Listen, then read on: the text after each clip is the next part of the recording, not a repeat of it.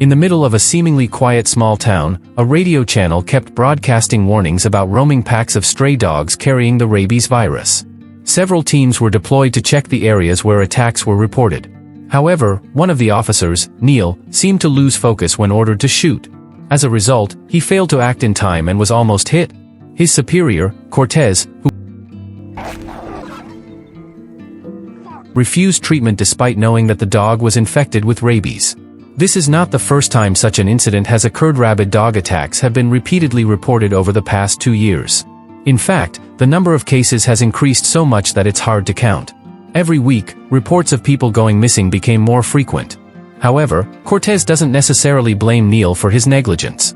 She understands that Neil's life has been difficult lately, especially after losing his beloved daughter. Even so, Cortez still wears a professional attitude and tries to do her job well. On the other hand, his daughter Olivia was secretly worried. She knows all too well how much pressure her father is under, but she chooses to remain calm in the hope that he just needs a little time to rest. Olivia was able to meet and talk with Neil. She could sense his sadness and suggested that he take some time off. The people around Neil also showed their sympathy, trying to comfort him as much as they could. What's more, Gibson, Neil's closest friend, even offered to drive him home. However, Neil refused and preferred to walk alone. Even so, Gibson couldn't stay silent. There was something in Neil that worried him. Although Gibson was eager to help, Neil became increasingly withdrawn from his surroundings since losing his daughter. He began to distance himself from his colleagues at work and preferred to be alone. However, during their brief conversation, Gibson promised to come over on Neil's day off to bring him his mother's famously delicious pies. When he arrived home, it was quiet, but his mind was in turmoil. He approached his wife, Abby, who looked haggard and lost in grief. Both were still finding it hard to accept the bitter reality of losing their daughter, Band. Although they tried to endure it, the feeling was so excruciating that it could not be allowed to go away.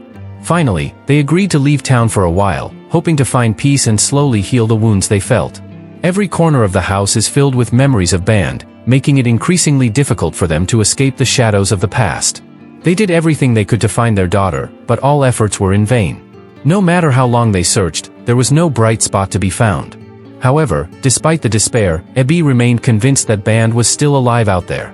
Over time, the changes in their marital relationship became more pronounced. Abby became accustomed to sleeping separately, while Neil would often spend the night pensive, reminiscing about every moment with his daughter. There is no wound more painful than losing a child, an unimaginable reality. The suffocating grief even made Neil think about ending his own life. However, that intention was thwarted when someone saved him. It was an old woman, but to Neil's surprise, she wasn't a human, she was a zombie. In a panic, he was forced to fight back. However, the zombie wasn't the only threat.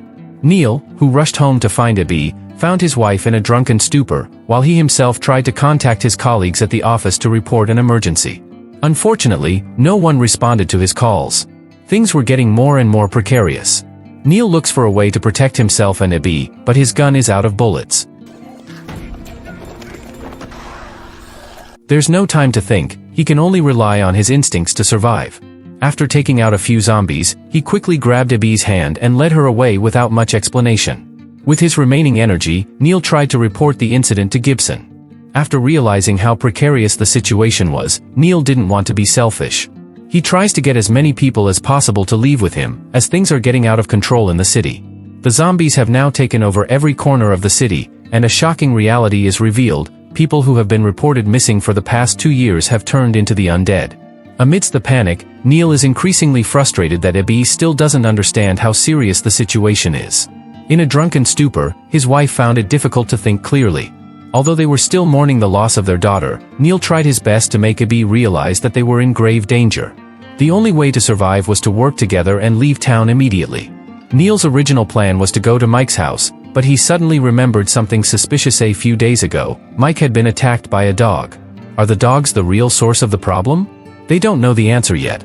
However, before going any further, Neil and Abby returned home to pack the necessary supplies, especially food and drinks for the trip. When he finally began to understand the situation, Abby was again experiencing delusions due to the drugs he had been taking. He insisted that he didn't want to leave the house, as it was full of memories with the band. Neil tried to calm her down, convincing her that they had to leave for their own safety. After all, if Band was still alive, their daughter was a smart kid, she might just make it out there. On the other hand, Gibson, who just a few days ago promised to visit Neil and bring him his mother's homemade pie, now has some terrible news. He hears that the situation in the city has turned into chaos. Some people, including a military member named Carnal, are being attacked by humans who have turned into zombies. Gibson tries to contact Neil to warn him, but unfortunately, Neil's cell phone runs out of battery, cutting off their communication. Curious and worried, Gibson decides to go to a location called Malachi Point, a lake that bears witness to where Neil was first attacked by a female zombie. Meanwhile, having finished packing the necessary items, Neil and Abby finally agreed to leave. Although it was hard to leave this place full of memories, they had to face the fact that out there, a great threat awaited them. After traveling for several hours, the car carrying them finally ran out of fuel. The situation was further complicated by the fact that they were still far from the city. Neil decided to seek help, while Abby was asked to stay in the car just in case. Luckily, not far from where they stopped, Neil found a supermarket with a gas station nearby.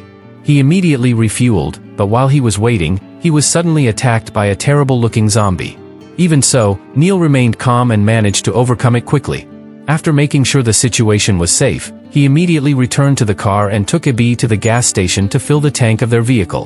In the middle of the filling process, Abby kept asking about who Neil was fighting earlier. However, Neil only answered briefly that it was a zombie, without giving further explanation. Meanwhile, Gibson was still driving towards Malachi Point. The sky had now turned dark, making visibility even more limited. Without knowing what was really happening, Gibson began to act recklessly. As he got out of the car, his eyes suddenly fell on a female corpse lying on the ground. His heart raced as he realized that it was the female zombie that Neil had previously finished off. On the other hand, Neil and Abby finally reached their home. It was a mess, as if something had invaded the place. Neil tried to contact Gibson to let him know that they were planning to leave town, but again the connection was lost. Abby, who was now fully conscious after the effects of the drugs wore off, again questioned what was really going on. However, Neil himself still didn't fully understand the situation they were in. All he knows is one thing: zombies are very dangerous, and they must avoid them at all costs. After making sure their house was safe, Neil and Abby decided to go to Mike's house to see how he was doing. However, once there, Neil asked Abby to wait outside with a knife just in case. He himself entered the house carefully, walking down the quiet hallways. However, to Neil's surprise, Camilla, Mike's wife, has turned into a zombie. He immediately tries to find a weapon in Mike's closet, but before he can act, a horrifying reality is revealed: not just Camilla, but Mike's entire family has turned into zombies, and now they are all after him. In an increasingly chaotic situation, Abby was suddenly pulled by Olivia's zombie, keeping her away from Neil. Panicking, Neil tried to chase her, but unfortunately, he slipped and fell down a steep hill.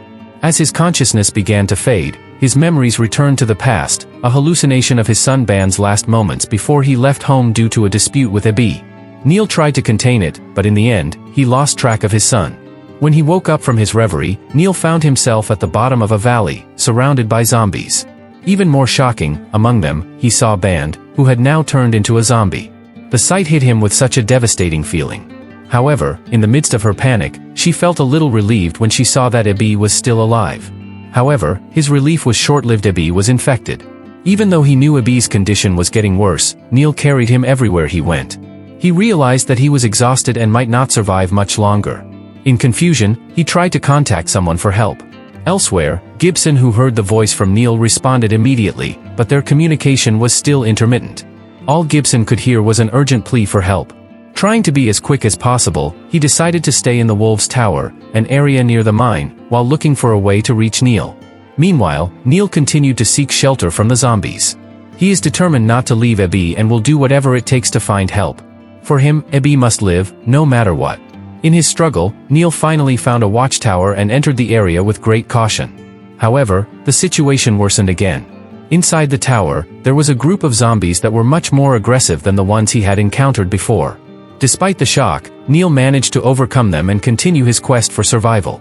On the other hand, the spread of the virus was getting out of control. Neil kept trying to contact various control centers, including the police and medical services, for help. Finally, he managed to get a response from a medical officer. With a tense voice, he explained the situation they were facing. The medics instructed him to hold on and wait because the rescue team would be sent soon. Amidst the confusion and despair of Abby's infected condition, Neil suddenly received a reply from Gibson. The news gave him a glimmer of hope. Gibson promised to help him and directed Neil to come to his house immediately. Relieved, Neil set off, hoping to find a way out of this nightmare.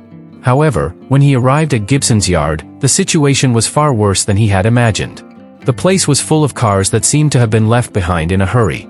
Neil, who was planning to take a bee to get help, was in for a shock. The officers who were supposed to be able to help were infected. Even more shocking, his own best friend, Gibson, has also turned into a zombie. Instantly, a shot echoes through the air and hits Neil's body. Excruciating pain radiated throughout his body. Staggering, he hobbled over to a nearby puddle and tried to look in the mirror.